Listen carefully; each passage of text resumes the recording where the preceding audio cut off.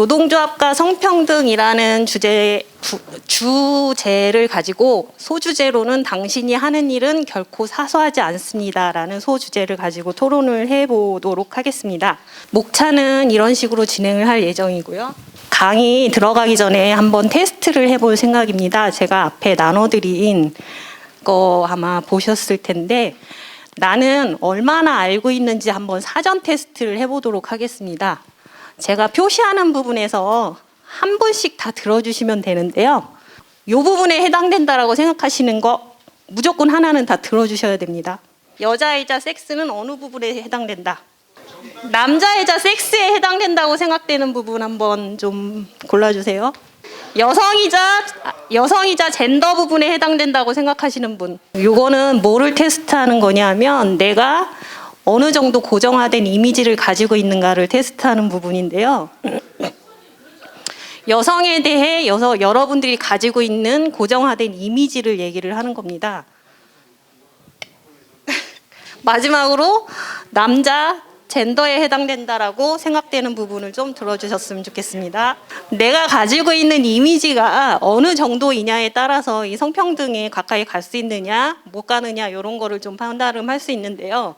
보통 제가 지금 얘기한 것 중에 젠더에 해당되는 부분, 여성 들었을 때와 남성을 들었을 때 여성에 해당되는 부분은 조금 비논리적이다 아니면 뭐 소극적이다 뭐 이런 쪽으로 많이 생각을 하셨을 거예요. 그리고 남자를 들었을 때는 멋있다 뭐 좋은 쪽의 이미지를 많이 드셨잖아요. 벌써 고정화된 이미지 자체가 여성은 살짝 부정적인 것으로 생각을 하시고 남성은 약간 긍정적으로 생각하고 있다는 게 지금 내재되어 있는 나의 생각들이라고 할 수 있습니다. 노동조합과 민주노조에 대해서 얘기를 해보겠는데요. 위원장님, 노동조합은 무엇이라고 생각을 하시나요? 노동자들의 정치, 경제, 사회적 지위 향상을 위해서 자주적으로 만든 결사체입니다. 정답을 얘기해 주시네요. 고맙습니다. 민주노조는 또 뭐라고 생각을 하시나요? 구성원인 조합원들의 자주적이고 민주적인 요구와 이해를 실현하고 그것에 하는 그런 시스템과 그런 우리 총괄들 간부들의 집단 뭐 그런 모습들이 민주노조의 감사합니다. 이번에도 또 정답에 비슷한 말을 하신 것 같은데요. 가장 핵심되는 얘기를 하셨습니다. 조합원의 요구, 투쟁 이런 걸 얘기를 하셨어요. 노동조합이란 헌법에서 사용자와 동등한 권리를 갖는다라고 얘기를 하는데요. 아까 이 위원장님이 얘기를 해주신 것처럼 그렇지만 현실은 그렇지 않기 때문에 자본가에 대항해서 노동자의 권리 향상을 목적으로 하는 단체입니다. 그리고 민주노조는 가장 핵심이 투쟁과 연대하는 노조라고 생각을 하는데요. 차별에 저항하고 대항해서 투쟁하고 연대하는 것 이것이 민주노조 맞지 않나요? 그렇죠. 요 정신을 좀 기억을 해주셨으면 좋겠고요.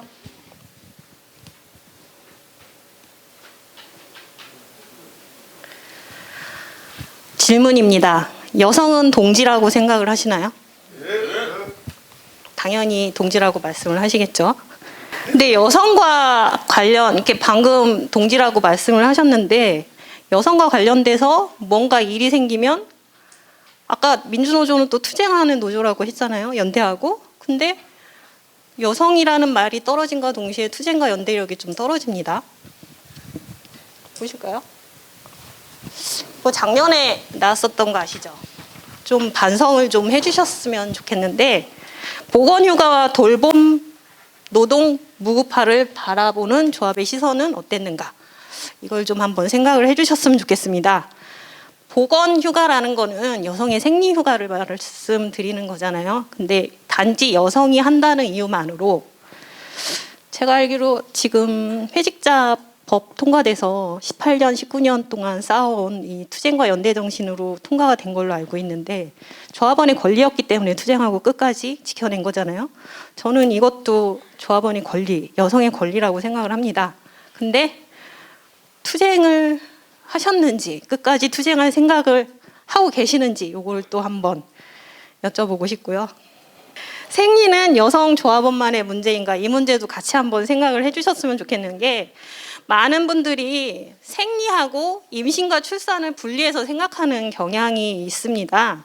근데 다시 한번 생각을 해보시면, 가임기 여성이라는 말을 할 때 여러분, 가임기 여성은 뭐 어떤 분들을 얘기를 하는 거죠? 말씀하셨으니까. 가임기 여성, 폐경전 보시면 생리하는 여성들이 대상입니다. 생리하지 않는 여성은 가임기 여성이라고 말하지 않아요. 이 얘기는 임신과 출산을 하기 위해선 반드시 생리를 해야 한다는 얘기거든요. 이건 뗄래야 뗄 수 없는 관계입니다. 그래서 중요한 거 제가 또 했습니다. 좀 새겨주셨으면 좋겠고요. 남자분들이 지금 한 4분의 3 정도 계시는데 다 같이 한번 질문을 해보겠습니다. 여기 계신 남자분들만 한번 손을 좀 들어주셨으면 좋겠는데요. 생리해 보신 분 계시나요? 이 중에서 혹시라도 안 계시죠? 임신 경험하신 분도 없으실 겁니다. 그죠? 출산을 해보신 분도 없습니다. 이건 여성만의 일이기 때문에 당연히 여기 앉아 계신 남성분들은 죽을 때까지 단 한 번도 경험하지 못하는 일입니다. 그래서 알지 못하는 일이고요. 근데 여기서 중요한 거는요, 내가 경험해보지 않은 일인데 관심도 없다는 거죠. 그걸 조금 좀 짚어드렸으면 하는 생각이고요. 이건 임신과 출산 그리고 생리는 여성 조합원의 고충과 관련된 일입니다. 조합원의 요구이기도 하고요.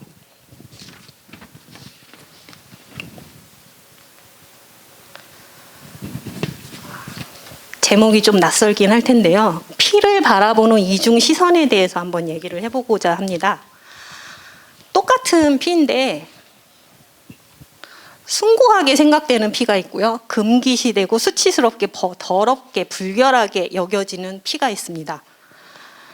이 숭고하게 여기는 거는 제물로 바쳐지고 처녀의 피라고 해서 제사상에도 올라갔었죠, 예전에는. 근데 생리는 단지 생식기에서 나온다는 이유만으로 굉장히 불결하게 여기고 배제시키고 이런 역사가 굉장히 오래되어 왔습니다.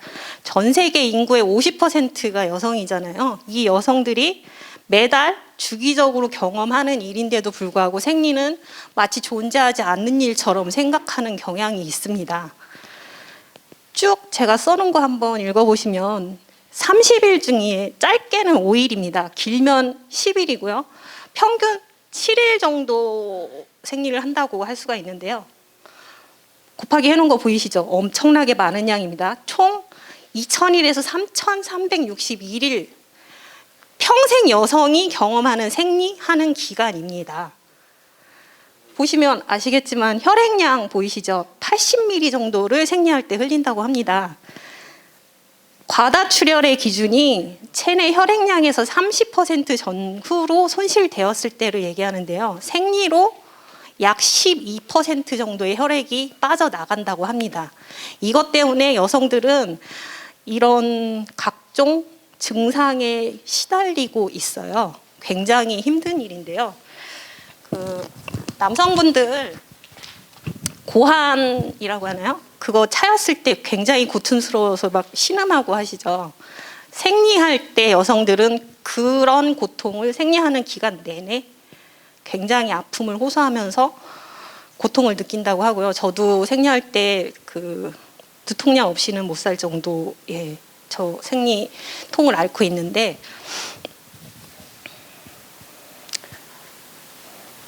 이럼에도 불구하고 생리가 사소하고 하찮은 일로 치부되어야 하는지를 한 번 더 여쭤보고 싶고요.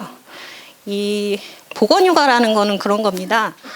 여성이 이렇게 생리를 하면서 힘든 거는 여성이 약자이지만 생리를 또 한다는 특성을 가지고 있잖아요. 이것에 대해서 뭐 생리하는 기간 내내 뭐 5일에서 10일을 달라는 게 아니라 가장 힘든 날 딱 하루를 정해서 쉴 수 있게 배려하라고, 뭐 약자에 대한 배려이기도 하고 모성에 대한 배려라고 생각을 해주시면 되잖아요. 이거를 무리하게 요구하는 게 아니라는 사실이고요. 이거는 끝까지 유급화 투쟁을 통해서 쟁취해야 하는 일이라고 생각을 하고요. 이건 여성들만의 일이 아니고 남성이 같이 싸워주셔야 얻어낼 수 있는 일이라고 생각을 합니다. 임신과 출산은 생리 없이 가능한가 제가 말씀드렸습니다. 임신과 출산은 여성만의 문제인가 이거를 따져봤을 때 지금까지의 이 임신과 출산은 여성이 독박을 썼습니다. 이 결과가 뭐냐? 세계 최저 합산율로 나타납니다. 이 보시면 아시겠지만 0.98 2018년도에 찍었고요. 1위 무너졌습니다. 코로나 여파라고는 하지만 꾸준히 내려가고 있고요. 이게 단지 코로나 영향 때문인가? 성평등하지 않은 세상과는 관련이 없는 것인가? 이거는 한번 생각을 해볼 문제이고요. 이쪽은 고용률이고 이쪽은 실업률인데 격차가 19% 이상 차이가 나요. 여성은 반 정도밖에 고용 안 되는 상황이고요. 이렇게 적게 고용이 됐는데 해고는 비슷하게 됩니다. 그만큼 여성이 훨씬 더 해고의 직격탄을 맞고 있다라는 얘기를 드리는 거고요.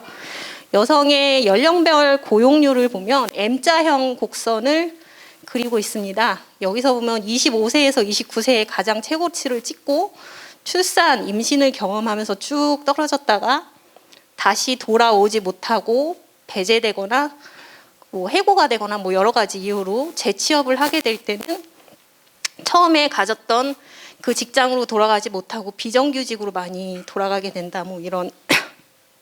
이런 얘기를 하고 있는 거고요. 시간당 임금 추이도 보시면 2009년에서 10년까지 올라가긴 했지만 여전히 여성은 남성보다 적게 받습니다. 남성이 100만 원 받을 때 69.4% 받는다는 얘기고요. 여기 보시면 20대에서 30대 여기 남성 보이시죠? 이렇게 여성은 요거 받습니다. 시작부터가 다르죠. 근데 보시면 30대에서 40대 쭉 올라갑니다.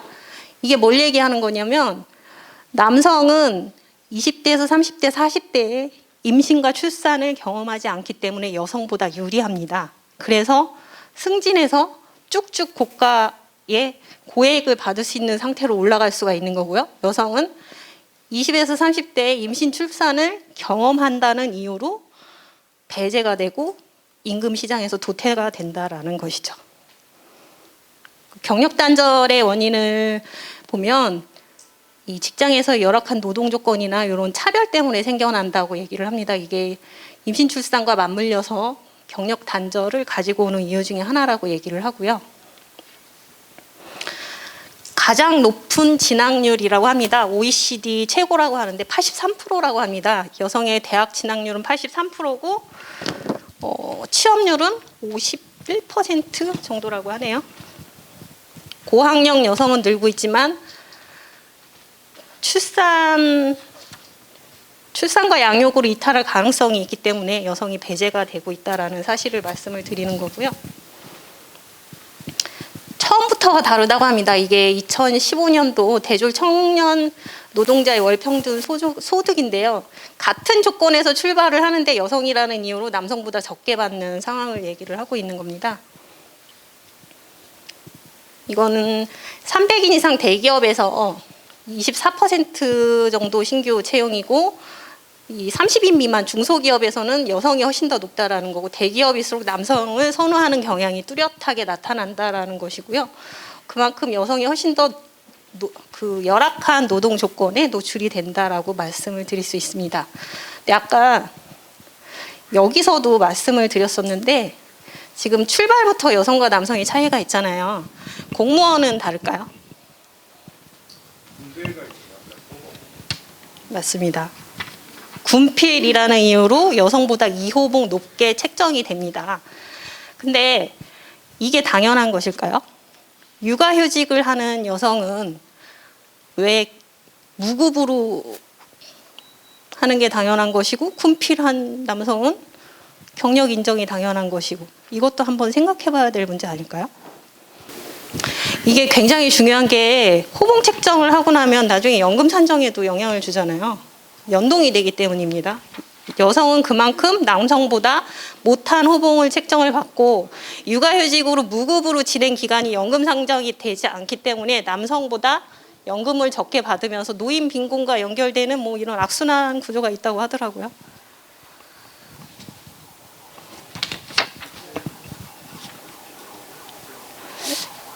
이게 한국에서 일하는 여성들이 받는 차별을 말씀을 드리는 겁니다. 좀 한번 봐주셨으면 좋겠고요. 이게 자료가 옛날 거라서 근데 100대 64는 아니고 작년 통계는 69였습니다.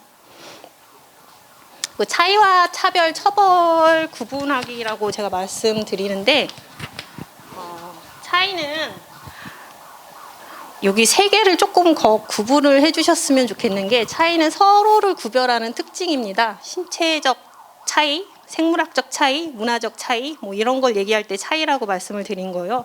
차별이라 함은 능력하고 상관없이 여자라는 이유로 아니면 이민자라는 이유로 아니면 뭐 소수자라는 이유로 아니면 장애인이라는 이유로 고용이나 임금, 승진, 해고 등에서 불이익을 받거나 주는 거를 얘기를 하는데요.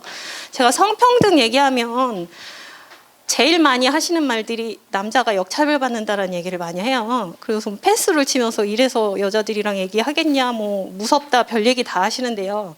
이거는 역차별이 아니고 처벌입니다. 야한 농담이라고 했었던 것 자체가 그게 성범죄에 해당이 되는 얘기잖아요. 성희롱. 그래서 거기에 마땅한 죄에 대한 응당한 대가를 받는 것이 처벌이라고 얘기하는 것이 차별이 아닙니다. 그거를 좀 한번 생각을 해주셨으면 좋겠고요.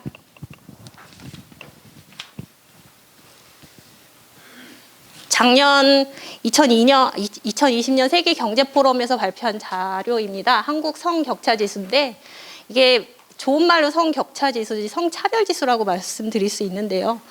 153개국 중에 한국은 108위를 했습니다. 0.67위 받았고요. 이게 조금 잘못 나왔는데 여기 보시면 경제 부분과 정치 부분에서 거의 꼴찌 127등, 101등 그리고 헬스 부분과 교육 부분, 건강과 교육 부분에서 1등을 했습니다. 근데 여기 하나가 잘못 나와가지고 근데 여기서 1등을 했다고 이게 성평등이 이루어졌다는 얘기는 결코 아니고요. 교육에서의 1등이라 하면 우리 고등학교 의무교육 하잖아요. 그것 때문에 여자라는 이유로 배제되는 아니면 학교를 안 보내는 이 비율이 줄었기 때문으로 말씀을 드릴 수 있습니다. 그리고 건강에서의 1등은 전국민 의료보험 됐잖아요. 그것 때문에 여성이라서 병원을 못 가는 이유가 줄었다. 그리고 가장 중요한 거는 예전에 남아선호 사상이라고 그 얘기가 나왔었지만 이 선택적으로 여아를 죽였었던 우리나라 문화가 있잖아요. 영아 사례가 줄어서 여아의 출생이 좀 늘었기 때문에 건강 부분, 이 헬스 부분에서 1등을 하게 된 거라고 합니다. 근데 지금 정치 부분, 경제 부분에서 거의 세계 최저 수준을 유지하고 있기 때문에 가장 객관적인 지표로도 우리는 성평등한 국가는 아니다라고 말씀드릴 수 있습니다. 제가 아까 시작하기 전에 쭉 했었던 거 기억하시죠? 이런 내재된 나의 고정관념이 보시면 여성의 저 대표성으로 나타납니다. 남성과 여성은 거의 50대 50 비율이 거의 비슷합니다. 근데 보시면 월등하게 높아요. 이걸 반대로 이 부분이 남성이라고 생각을 하고 이 부분이 여성으로 생각했을 때 이게 이상하게 느껴진다 하면 여러분은 아직 젠더 렌즈를 장착하지 못하신 겁니다. 보십시오. 이게 관리자 비율을 말씀드리는 건데 초등학교 교사가 70% 넘는다 뭐 여초 현상 어쩌고 해서 별 얘기 다 나오잖아요. 근데 관리자 비율 보십시오. 여기가 일반직이고 여기가 관리자인데요. 8대 2 정도로 여성이 월등하게 높습니다. 근데 관리자는 겨우 요거밖에 안 돼요. 어디서 튀어나왔는지 요 22%가 요만큼을 먹고 있습니다. 이것이 우리나라 현실이고요. 똑같습니다. 다. 뒤로 가면 여기서도 한 반 이상이 되는데 고등학교 교장 교감은 여성은 요거밖에 안 됩니다. 성차별의 결과 우리나라의 지표가 쭉 나오는데요. GDP는 11위에서 9위로 올랐더라고요. 2개 단위 올랐는데 성평등 지수는 거의 꼴찌 수준에 가깝고요. 유리천장 지수는 보니까 OECD 국가만 실시를 하는 것 같은데 29개 국가 중에 꼴찌를 했습니다. 그리고 20대 취업자 60%가 비정규직으로 일을 하고 있고요. 여성의 무급 노동과 가부장제를 한번 질문을 한번 드려보고 싶습니다. 방금 제가 좀 살짝 드렸었는데 육아휴직은 왜 유급 노동으로 인정받지 못하는가? 이걸 좀 한번 고민을 같이 좀 해주셨으면 좋겠고요. 가사노동과 돌봄노동은 왜 무급 노동인가? 이것도 한번 고민을 해주셨으면 좋겠습니다. 아까 군필은 유급인 게 당연한 거고 육아휴직은 무급인 게 당연하다라고 생각을 하신다면 한번 프레임을 한번 깨보셨으면 좋겠고요. 가사노동과 돌봄노동이 왜 무급노동인가에 대해서 얘기를 할 때 무급노동이라는 거는 예전 신분제 사회에서는 하찮은 일은 노예가 하지 않았나요? 그죠? 하찮게 여겨지는 일에는 돈을 주지 않습니다. 의미를 부여하지 않는다라는 거고요.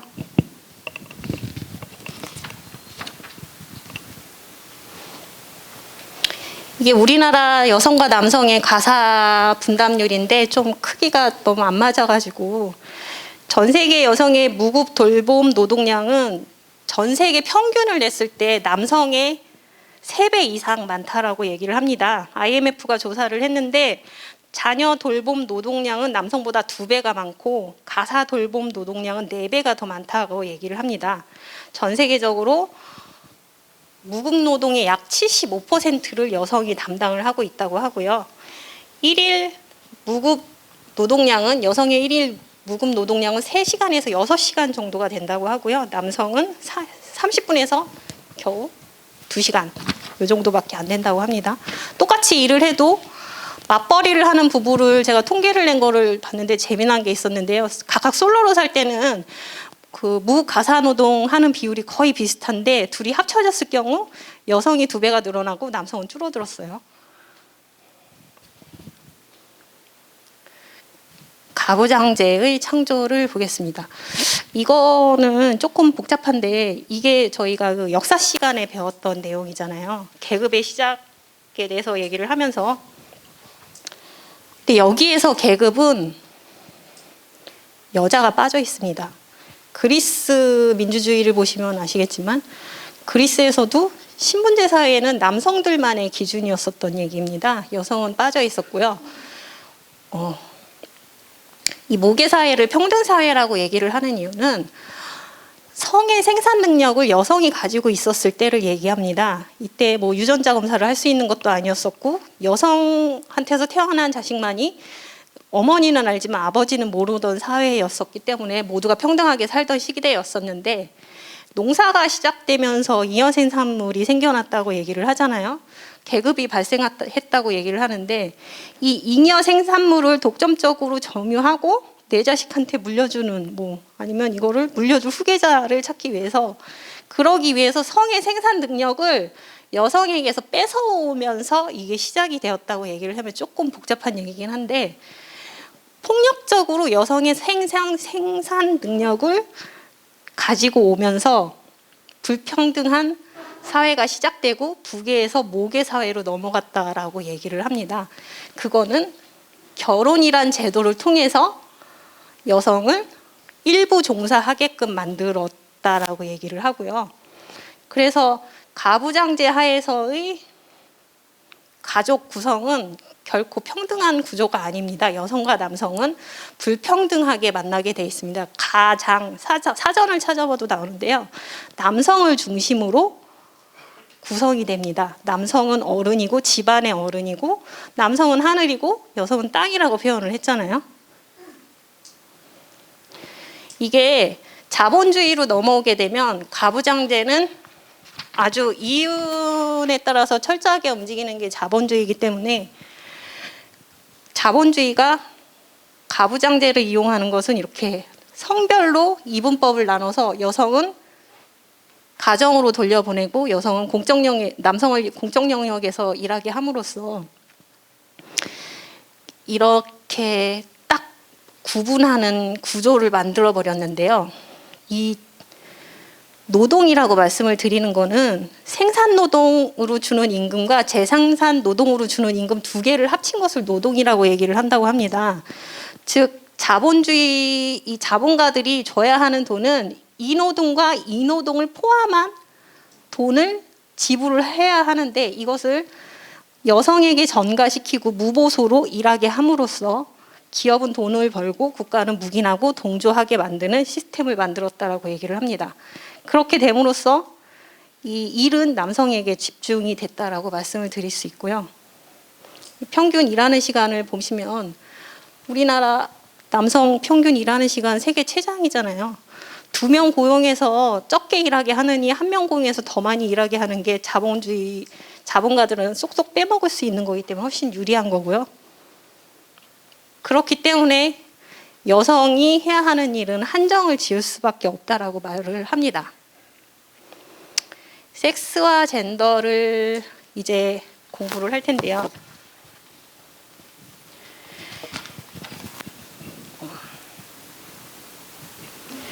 이 여성과 남성으로 구분짓고 어떻게 성 역할을 고정화하고 공고하게 하해 가는가에 대한 과정을 말씀을 드리겠습니다. 아까 제가 처음 시간에 말씀드렸던 거가 여기에 나와 있는 그 단어들에 있는 것들인데요. 섹스라 하면 첫 번째로 생물학적으로 구분되는 성을 얘기하고 보통 남녀를 통칭하는데 예전에는 이것으로 남녀를 구분을 지었었다라고 얘기를 합니다. 그리고 두 번째 뜻은 인간의 종류를 염색체 집합으로 구분을 하는 건데요. 우리가 흔히 얘기하는 XXXY 이렇게 얘기를 하잖아요. 이런 식으로 생물학적으로 구분하는 건데 여기에도 오류가 있는 게 아까 위원장님 뭐 들었었죠. 그게 여기서 얘기하는 간성이라는 건데 인터섹스라고 얘기를 합니다. 이게 뭐냐면 여성의 성기와 남성의 성기를 동시에 가지고 태어난다든가 뭐 그 염색체로 얘기하면 XXX, XXY 이런 식으로 태어나는 간성의 존재가 있다라는 거죠. 전 세계 인구의 3.8% 정도가 간성이라고 하고요.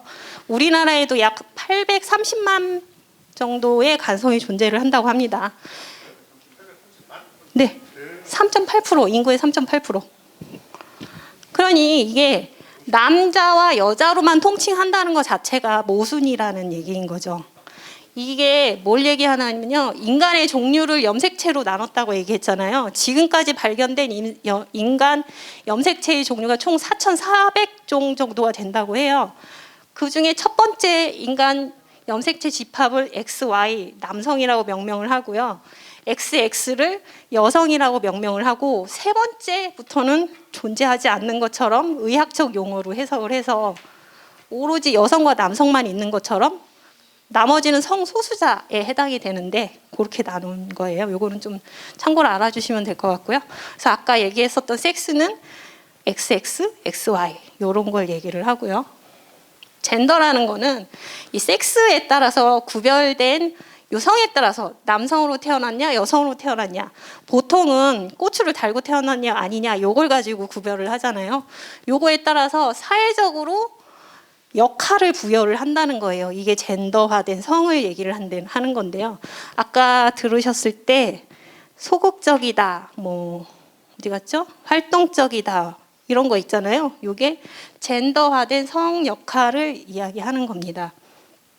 여성과 남성은 이 경험의 차이가 있고 아까 말씀드렸죠. 출산, 임신, 생리는 여성만이 경험하는 일이다. 그래서 각각 다른 요구를 갖게 되는데 희한하게 여성성이랑 남성성, 이 젠더로서의 성 역할을 강조하고 이걸 강요할수록 굉장히 딱딱한 사회 그리고 성 역할이 고정화된 사회로 넘어갑니다. 보셨죠?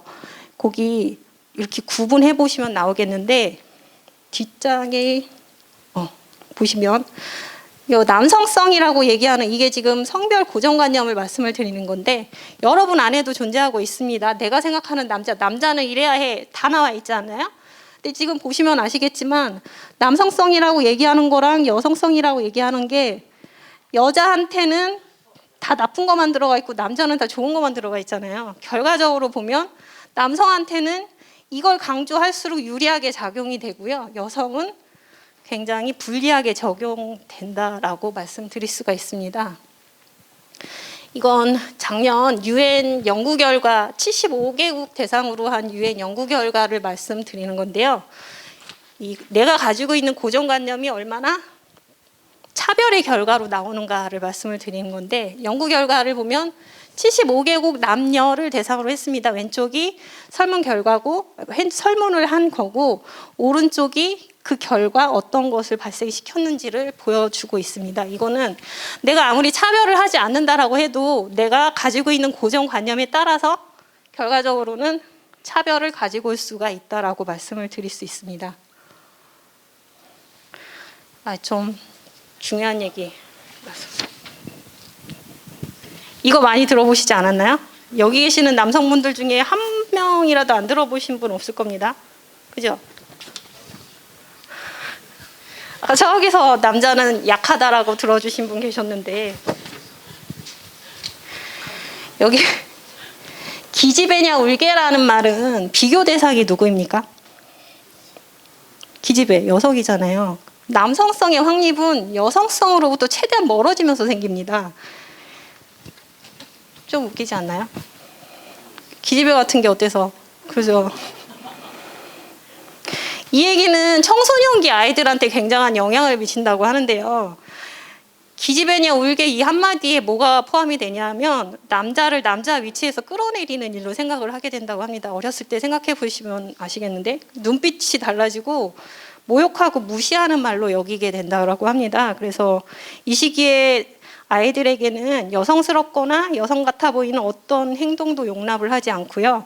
여자 같아 보이는 것은 놀림과 무시의 대상이 되기 때문이기도 하고, 여성은 차별하지는 않지만 이런 남성성의 확립이라는 것 자체가 여성과 멀어지기에서부터 시작이 된다고 합니다. 그래서 이런 이유 때문에 남성은 여성의 삶과 경험에 기울이지 않고 관심을 갖지 않고 그 여성과 가까워지는 것을 꺼리는 그런 상태로 성장을 한다라고 얘기를 하는데요. 커서도 여성과의 소통에 굉장히 어려움을 겪는 분들이 계시는데, 그만큼 관심이 없었기 때문이 아닌가 싶고, 남녀 친구가 될 수 있다라고 생각하시는 분 계시나요? 친구. 좋습니다. 남성이 여성과 유일하게 가까워질 수 있는 그 허락되는 것은 여성과의 짝짓기, 요때 이제 허락이 되는 거기 때문에 남성과 여성은 친구가 될 수 없다라는 생각도 고정관념이라고 말씀을 드릴 수가 있습니다. 성평등 게임은 제로섬 게임이 아니라고 말씀을 드릴 수가 있는데, 가끔 그런 얘기를 하시는 분들이 계십니다. 여성한테 뭔가를 줬을 때 내 권리를 뺏기는 게 아니냐라는 말씀을 한다고 하는데, 방금 전에도 제가 조금 들은 얘기가 있어서, 근데 생각을 해보시면 노예제 해방, 그러니까 흑인 해방을 예로 들어서 말씀을 드릴게요. 노예가 해방이 됐을 때 백인의 권리를 빼앗겼나요?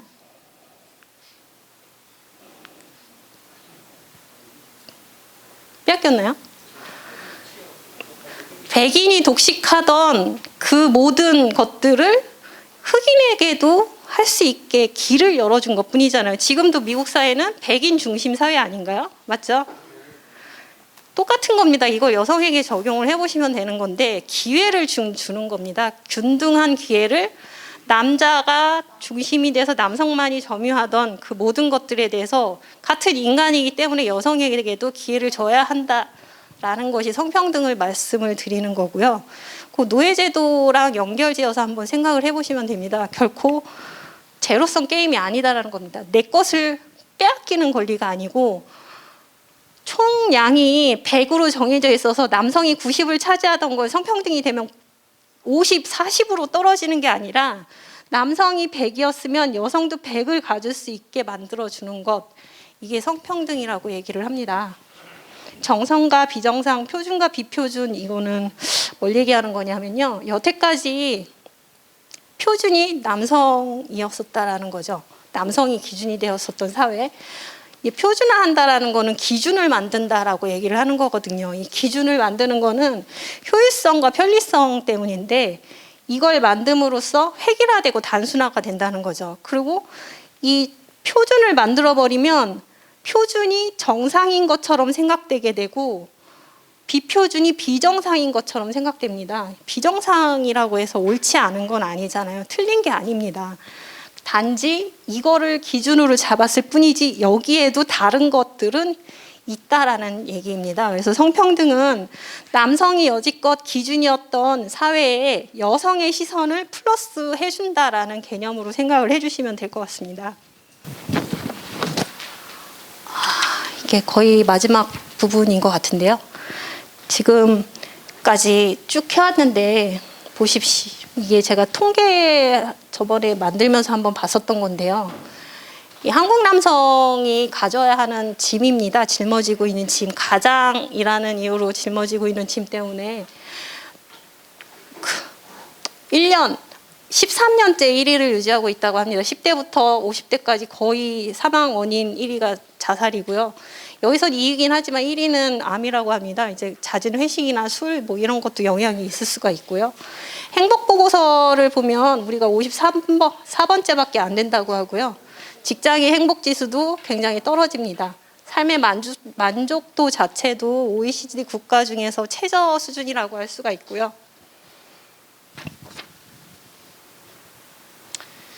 성평등이라는 거는 프레임, 즉 편견을 깨는 일이라고 합니다. 내가 여지까지 봐왔던 시선, 이 시선에 프레임 밖의 세상도 존재한다라는 것을 알려드리는 거고요. 이 다른 시선, 나와 같지 않게 보는 시선이 있다라는 거를 한 번 더 생각하게 해주는 일입니다.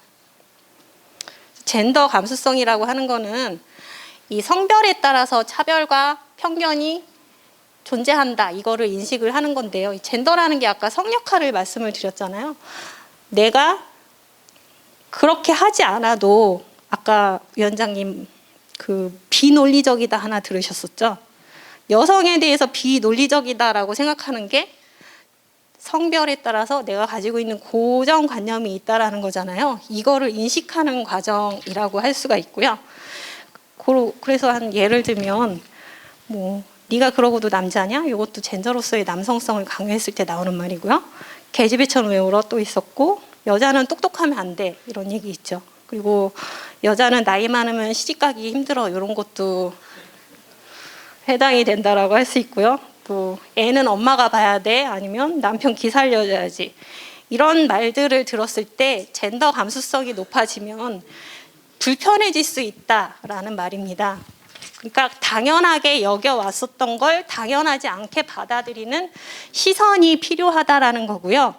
이걸 인지하는 게 젠더 감수성이라고 한다면 성인지 감수성은 여성의 시선과 경험이 있다라는 거를 여지까지 제가 말씀을 드렸잖아요. 이거를 있다라는 거에 그치지 않고 그 여성의 니드, 요구를 반영할 수 있어야 한다라는 겁니다. 그래서 이게 반영이 돼야 다른 시선도 있으니 그 요구를 충족할 수 있다라고 말씀을 드릴 수가 있는 거고요. 동영상 보시고 가겠습니다.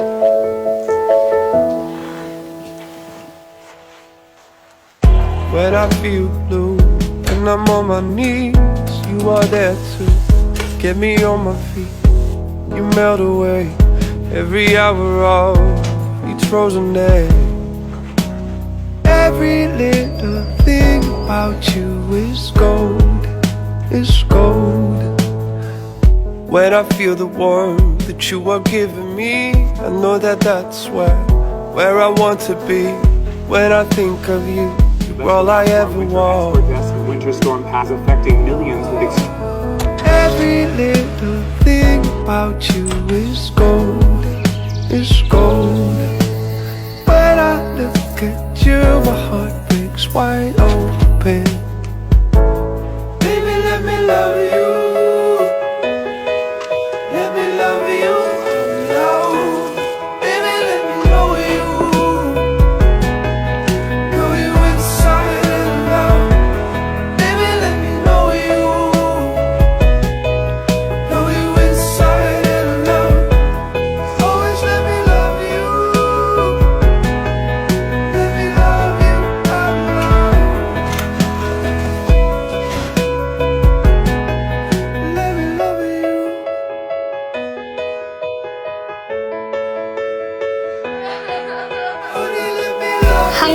33%의 노동이 여성에게 집중되어 있다라고 얘기합니다.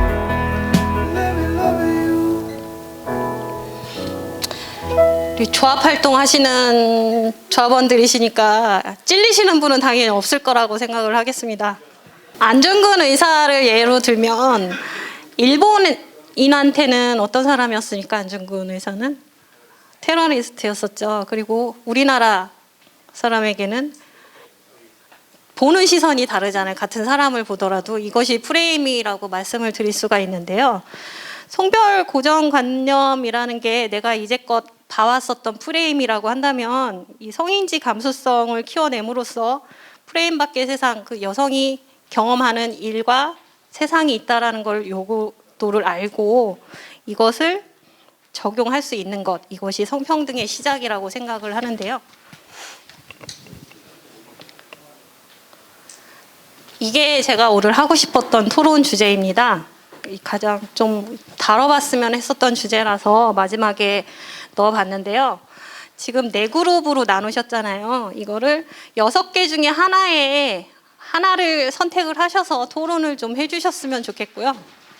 열띤 토론 해주시고 15분까지 드리겠습니다. 토론해 주시고 한 조씩 돌아가면서 발표하고 마무리하는 것으로 하겠습니다. 토론 주제를 하나 정하시고 그것에 대해서 토의한 내용을 써주시면 됩니다. 써주시고 발표를 좀 해주세요. 어떻게 투쟁할 것인가. Baby, let me love you. Let me love you. Now. Baby, let me know you. Know you inside and out. Baby, let me know you. Know you inside and out. Always let me love you. Let me love you out loud. Let me love you. 저희들은 3번 주제 육아휴직기간 연금 유급화 투쟁에 대해서 주제를 설정했습니다. 우리 보건휴가와 돌봄휴가 유급화 투쟁을 이제 어떻게 할 것인가에 대한 그래서 일단 그 여성 300이라는 기준 자체가 좀 문제가 있다. 그래서 육아라는 것이 그 남녀 공동의 의무고 가정에서의 역할인 건데 저희 사조는 공직 사회의 고위직이 남녀 성비율이 맞게 이 여성의 고위 공직자 부분이 정말 현실적으로 정말 그래 돼 있는지에 대해서 조금 어려웠을 수도 있는 주제인 것 같긴 하는데요. 다 같이 조합원입니다. 여성도 뭐 따로 별개로 존재하는 사람은 아니고 우리의 요구가 있다라는 거를 좀 인식을 한번 하는 계기가 되셨으면 좋겠고요.